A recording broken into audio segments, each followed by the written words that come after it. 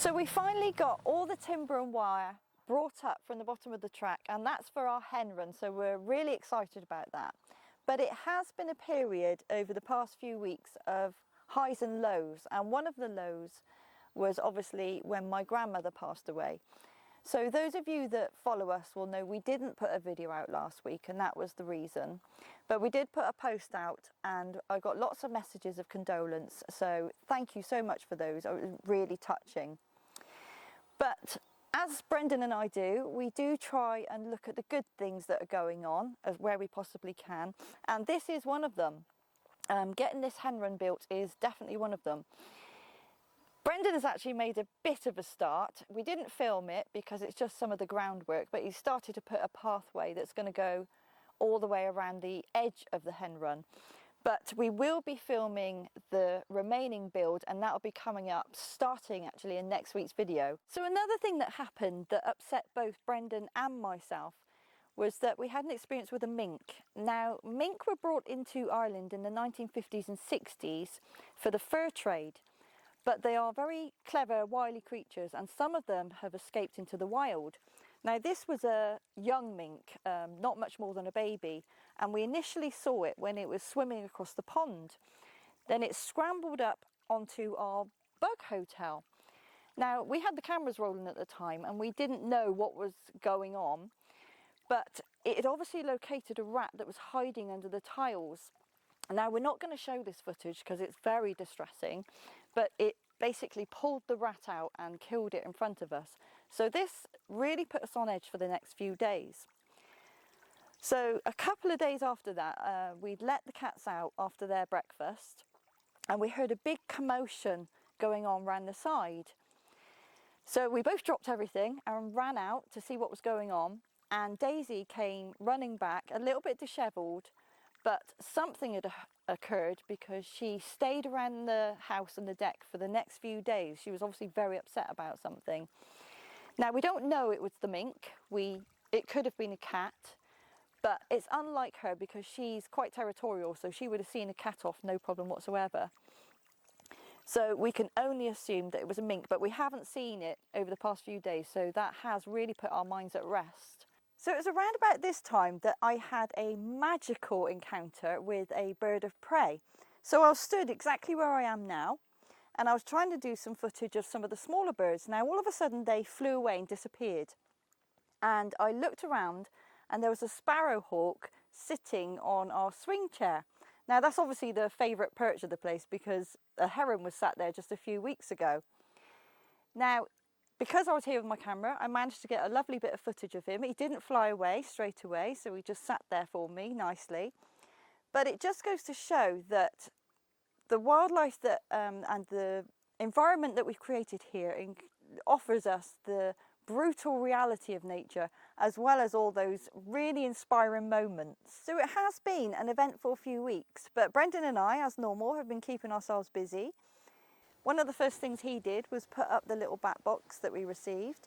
Now, I looked on Bat Conservation Ireland's website, and as per their recommendations, we've put it 3 metres high and south facing, and we've put it in our old ash tree here. This is a really good area for them. We've got the pond and the hedgerows and the open farmland, so we have spotted them flying around, so we know, well, we're hoping that they're going to take up residence there. He's also put up the little roost pocket. That's a really nice safe place for birds to hide in a storm or in really cold weather.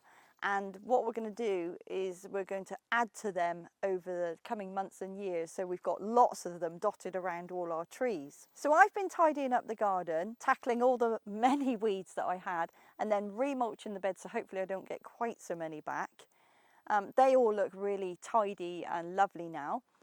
Brendan's been in the tiny house, finishing off a few jobs in the bathroom that needed doing, and also giving the whole place a lick of paint, so that looks absolutely gorgeous at the moment. And finally, our track, the verges were starting to get a bit overgrown, and the brambles were hitting our van as we drove up and getting tangled up in it. So I decided to tackle that and start cutting everything back.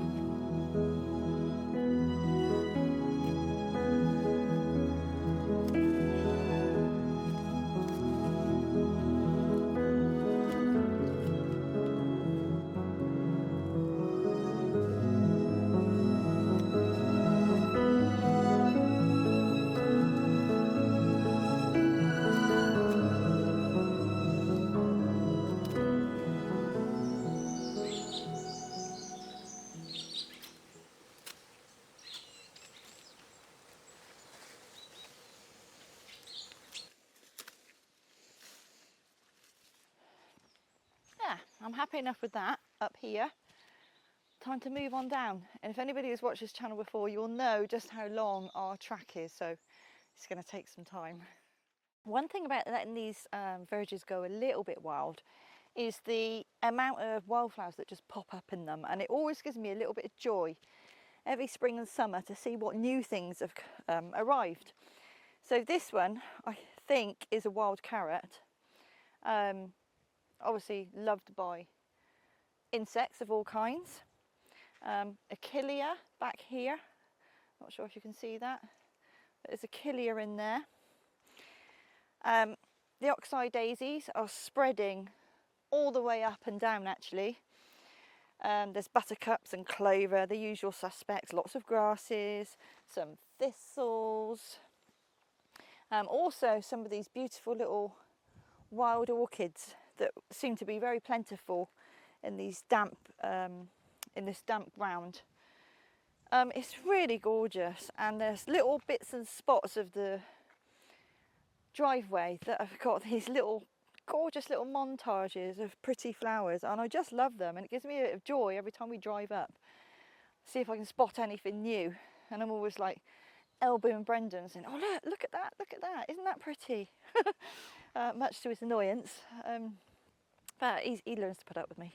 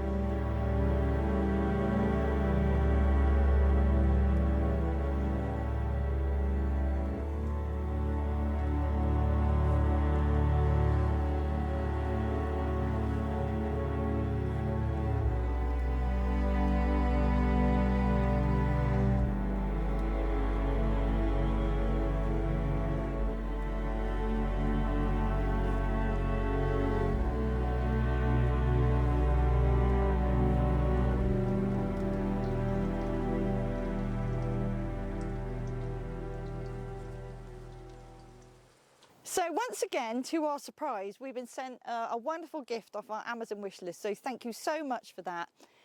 I'm really excited, so I'm going to attempt to put it together now. So wish me luck.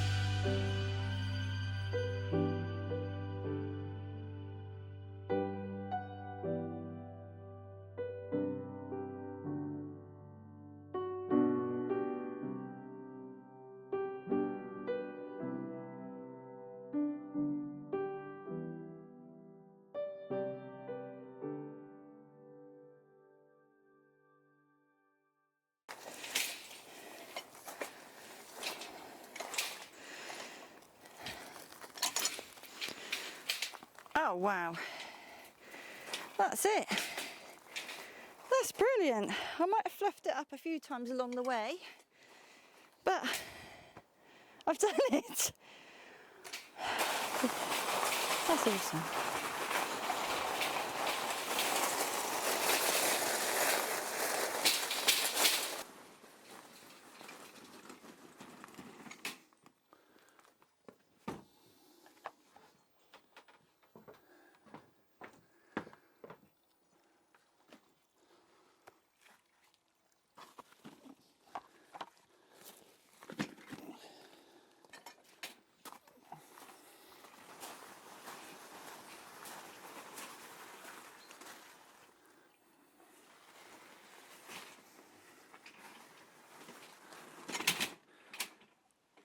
So now it's time to carry on with the cottage.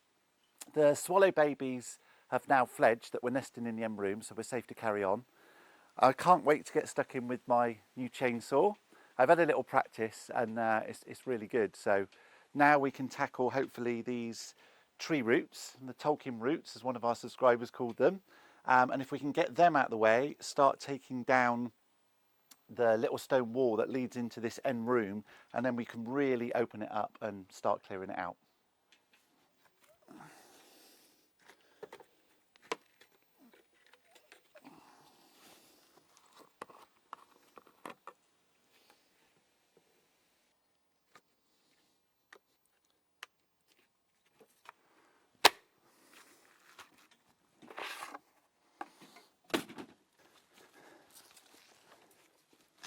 So here's the magnificent roots that we want to try and save. We're definitely going to try and make something out of these. I'm just going to take down these couple of branches that are in the way so I can get closer to them, bit better access.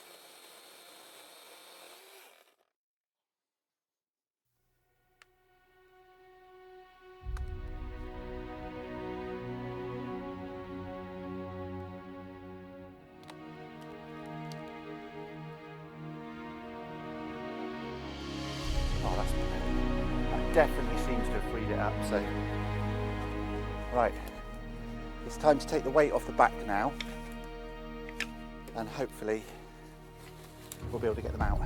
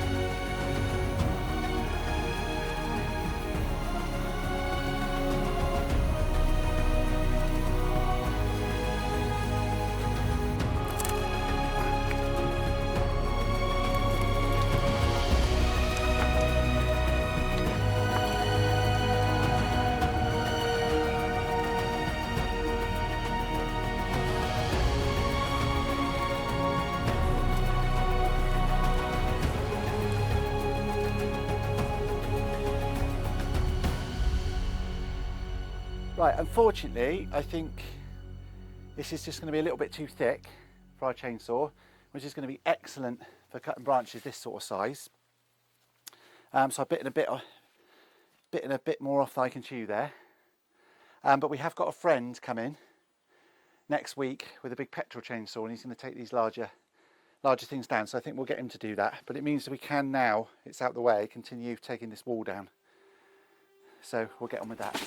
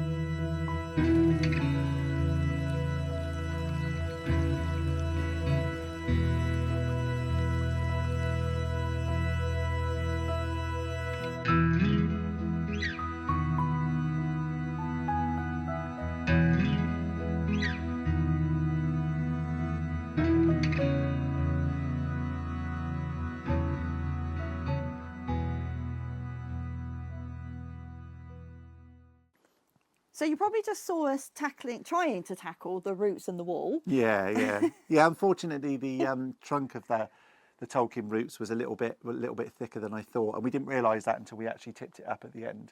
Although it was great using the chainsaw, we did manage to free it, obviously. And that chainsaw is going to be brilliant for maintaining the land and all the other stuff we need to do. But like we said, our friend's going to be coming next week with his petrol chainsaw, and we're going to ask him to cut that up as well as getting the trees out of the house.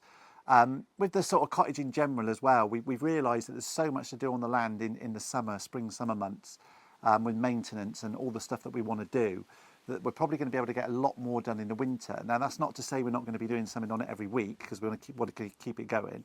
But I think when it comes to sort of autumn time, we're going to be able to do a lot more, because I won't be mowing the grass. And, you know, we do all these projects we're doing, and we've been finishing off the tiny home and all that sort of thing. So we're really hoping when these trees are out and we've got a bit more clearing done, we should be able to crack on, and things like the roof and carpentry and that will probably happen reasonably sort of quickly. Obviously we've got all the pointing to do, so lots to do, yeah. But we're sort of easing into it, aren't we? It's quite hard work with working full time and that. Yeah. And like you said, the maintenance of the land and everything. Yeah. We're trying to do a lot. Yeah.